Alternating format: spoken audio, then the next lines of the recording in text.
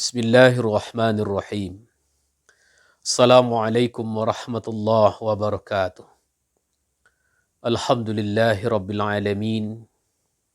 Segala puji hanya untuk Allah Subhanahu wa taala. Salawat dan salam kepada Nabi kita Muhammad sallallahu alaihi wasallam. Allahumma salli ala Muhammad wa ala ali Muhammad. Saudaraku kaum muslimin dan muslimat di mana saja berada, terutama sahabat Jasriman Caniago Channel yang semoga Allah muliakan, semoga Allah rahmati. Kembali kami ingin menyampaikan tausiah singkat, nasihat untuk kita semua, tentunya juga nasihat untuk kami sendiri yang menyampaikan. Pada kesempatan kali ini, tema yang ingin kami angkat adalah tanggung jawab suami terhadap istri dan anak-anaknya. Ada banyak hal yang melatar belakangi kami ingin menyampaikan tema ini. Di antaranya adalah seringkali para ibu rumah tangga di Kota Padang Panjang datang ke Badan Amil Zakat Nasional tempat kami mengabdi. Kadang juga curhat langsung kepada kami tentang kondisi rumah tangganya. Di antaranya, Bapak Ibu sekalian, pernah ada seorang ibu yang usianya masih terbilang muda. Dia datang menceritakan kondisi rumah tangganya, kondisi keluarganya. Dia bercerita, ibu muda ini punya anak 4 orang. Dia datang ke Basnas hendak memohon bantuan modal usaha. Lalu seperti biasa kami tanya, saya juga tanya, ibu punya anak berapa orang? 4 Pak. Suaminya ada? Ada Pak. Apa kerja suaminya? Apa jawaban ibu ini? Tidak kerja Pak, nganggur. Berapa lama? Ya sudah cukup lama Pak, sudah berapa bulan. Lalu, dari mana ibu mendapatkan biaya untuk memenuhi kebutuhan keluarga? Ya, apa jawab ibu ini?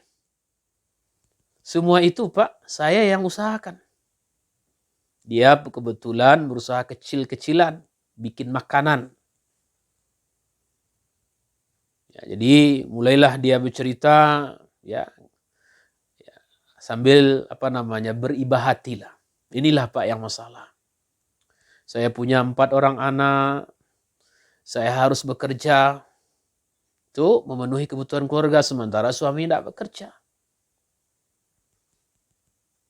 Bahkan kata ibu ini, jangankan untuk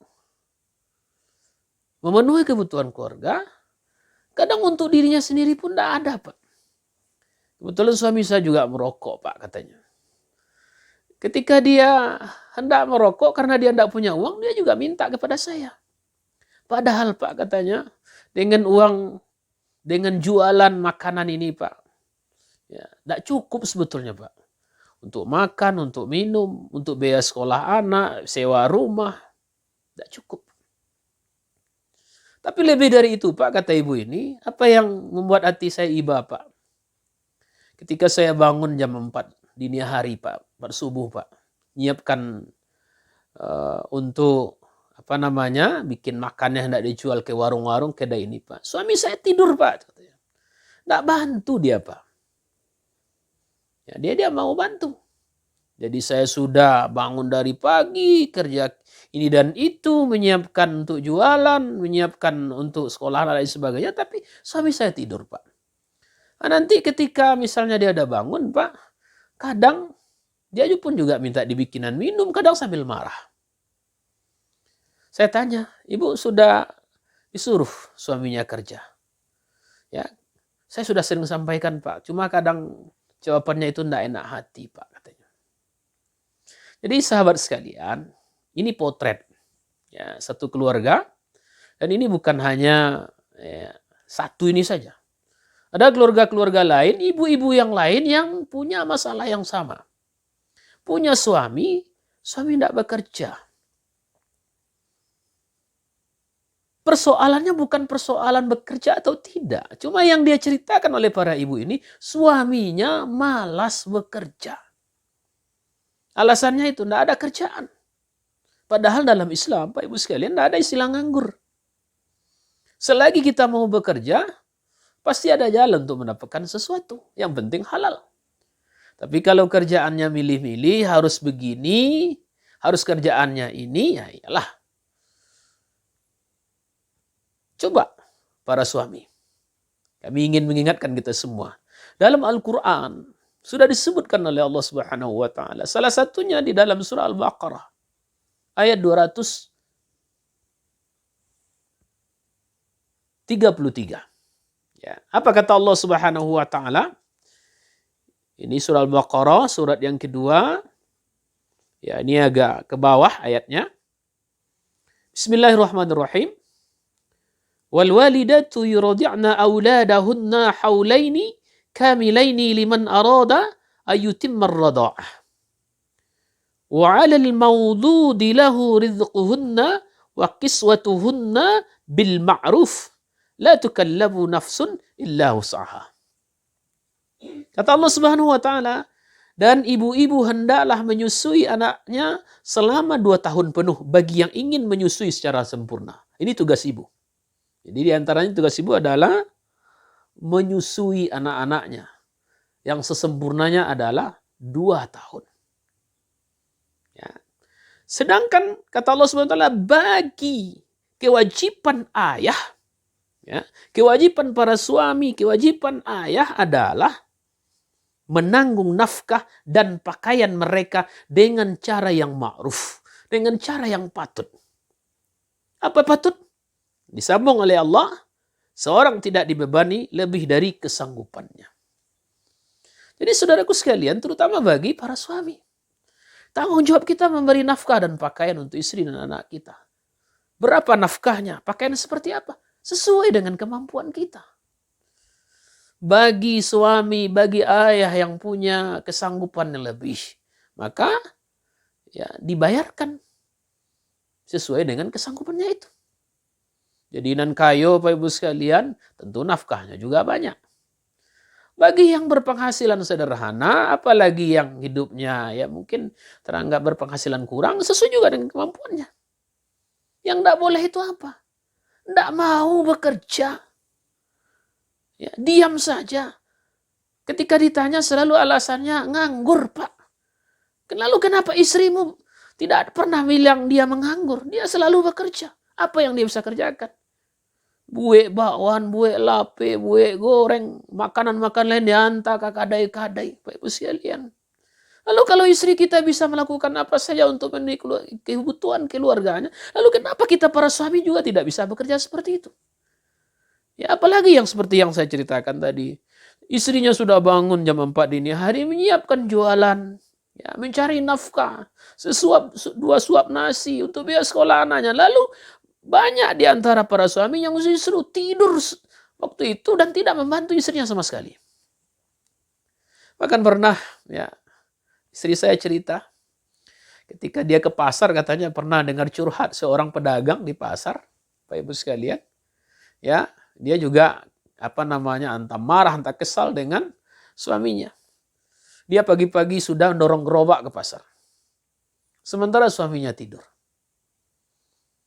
Ya, inilah Bapak Ibu sekalian. Dan faktanya juga banyak yang datang mustahik ke Badan Amil Zakat mohon bantuan modal. Itu kebanyakan para ibu rumah tangga. Bukan bapak-bapak. Jadi hari ini kaum muslimin dan muslimah rahimakumullah, ya, saya sering dengar bahasa ibu, kami Pak bukan lagi seperti perempuan ini kan patah tulang rusuknya, ya tulang rusuknya kurang kan gitu. Tapi sekarang sudah terbalik Pak. Apa itu?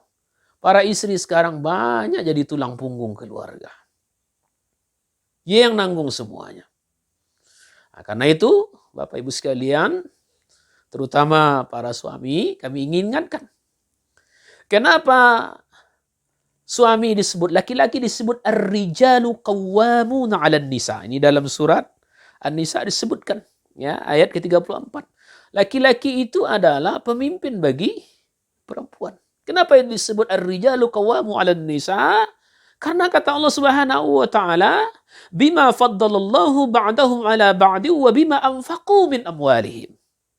Kenapa Ibu sekalian? Sebahagian mereka atau laki-laki itu adalah mereka itu memberikan nafkah dari hartanya. Ini tanggung jawab kita laki-laki. Jadi nasihat kami untuk para suami, ya, jangan menjadi suami yang pemalas, yang selalu mengkambing hitamkan pengangguran untuk tidak memberi nafkah kepada istrinya. Tugas, tanggung jawab kita suami, salah satunya adalah memberi nafkah kepada istri dan anak-anak kita. Seberapapun yang kita berikan, yang penting kita berusaha, walaupun sedikit, tapi kita sudah berusaha keras untuk mendapatkannya. Itu sesuatu yang sangat dihargai oleh para istri. Saya sering tanyakan, Bu, kalau suami ibu bekerja lalu nafkahnya sedikit gimana, Bu? Nah, apa-apa, Pak. Bagi saya yang penting suami saya mau bekerja. Saya yang gak suka tuh, Pak, katanya malas. Sudahlah malas, minta uang rokok pula, Pak. Akan malu kita sebagai suami. Malulah. Ayo, para suami malu. Ya, jangan biarkan istrimu jadi tulang punggung bagi keluargamu. Kamulah tulang punggung keluarga. Kamu yang harus berusaha keras. Beda kalau misalnya bagi suami yang mungkin memang sakit misalnya. Ya, sakit, tidak bisa bekerja. Atau bagi suami yang mungkin kena PHK. Ya tapi juga tidak mau berlarut-larut. Kena PHK ada satu pekerjaan, ya cari pekerjaan lain. Apa saja yang penting halal. Ya, kata Rasulullah SAW, mulialah seseorang yang bekerja banting tulang, capek luar biasa. Ketimbang orang-orang yang hanya berdiam diri, berpangku tangan saja, menyerah dengan keadaan. Dalam Islam, tidak ada istilah pengangguran. Selagi mau bekerja, insya Allah ada rezeki. Istilah orang awak, ado pau, ado rezeki. Ado usaha, ado pau, ado bati, ado usaha, ado rezeki. Tapi kalau lalok saja, maleh awak apa ibu sekalian, abah, mungkin ado rezeki. Ya, jadi Bapak Ibu sekalian, lo ada yang juga yang tanya, bagaimana Pak?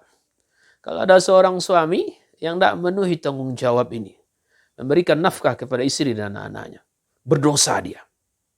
Karena dia telah melalaikan tanggung jawabnya. Ini baru satu tanggung jawab. Apalagi kalau kemudian kita bicara soal tanggung jawab yang lain. Tapi Bapak Ibu sekalian, soal tanggung jawab yang lain nanti kita bicara pada kesempatan yang lain. Pada kesempatan ini kami hanya ingin mengingatkan para suami, para ayah tentang tanggung jawab memberikan nafkah dan pakaian, tempat tinggal yang layak bagi istri dan anak-anaknya. Jangan jadi suami pemalas. Jangan biarkan istrimu menjadi tulang punggung keluargamu. Tunjukkan bahwa ar-rijalu qawwamuna 'alan nisa yang sesungguhnya. Laki-laki itu memang pemimpin bagi wanita. Barangkali inilah nasihat untuk kita semua, termasuk untuk kami yang menyampaikan. Mudah-mudahan bermanfaat dari rumah kediaman kami di Pasar Usang Kota Padang Panjang. Kami menyampaikan, mudah-mudahan Allah Subhanahu wa taala melapangkan jalan kita, mempermudah segala urusan kita, selalu menuntun kita istiqamah di jalan kebaikan. Billahi taufiq wal hidayah. Wassalamualaikum warahmatullahi wabarakatuh.